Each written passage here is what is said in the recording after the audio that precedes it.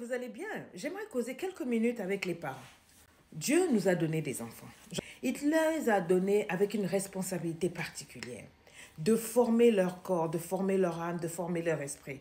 Ce monde-ci, il y a des tensions partout. Ce monde-ci, il y a de tout. Il y a du bon, il y a du mal, il y a vraiment de tout. Et nous avons rôle pour nous, les parents, d'être des guides, d'être des formateurs, d'être des petits dieux sur terre, de leur apporter instruction, formation, guidance, amour, affection, tellement de choses. C'est très palpitant, n'est-ce pas? Mais je vois des parents qui ratent souvent le coach avec leurs enfants parce qu'ils manquent le temps d'observer leurs enfants. Si vous avez beaucoup d'enfants comme moi, j'en ai eu 6.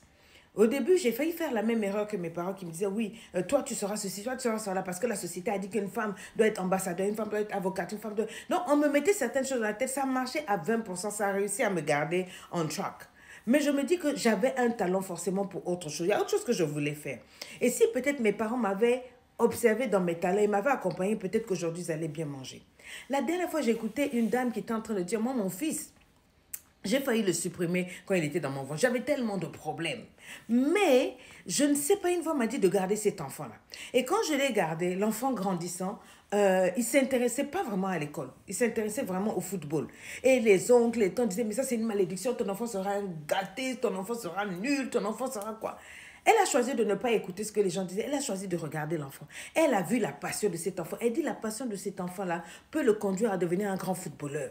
Les gens se sont moqués d'eux. Ils ont eu des difficultés. Elle a investi les peu de sous qu'elle avait dans le rêve de cet enfant-là. Acheter les équipements sportifs, les ceci, cela. Aujourd'hui, cet enfant-là est devenu l'un des plus grands footballeurs au monde. Et elle mange en milieu. Et quand il se lève et qu'il parle de sa mère, il a toujours des larmes aux yeux. Il me donne des frissons et il est une leçon pour moi. Parce que je vois des parents qui disent, non, moi mon enfant doit être un docteur. Ton enfant a un talent de danseuse.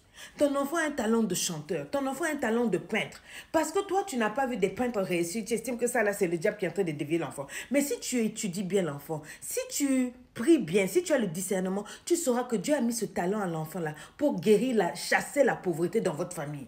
Si tu accompagnes cet enfant dans ce talent-là, dans cette compétence-là, oh mon Dieu, cet enfant-là va exploser et deviendra une bénédiction pour l'univers. Donc chaque fois, quand je m'assois, je regarde mes enfants, j'essaye de les voir dans leur diversité. Je passe assez de temps à les observer. Ils vous diront, je ne parle pas tout le temps. Souvent, je suis là, je peux regarder un de mes enfants amoureusement pendant au moins 15-20 minutes. Et l'enfant va dire, mais quoi, il y a un problème? Je dis non, il n'y a rien. Soit quand je le regarde, je suis en train de prier pour lui.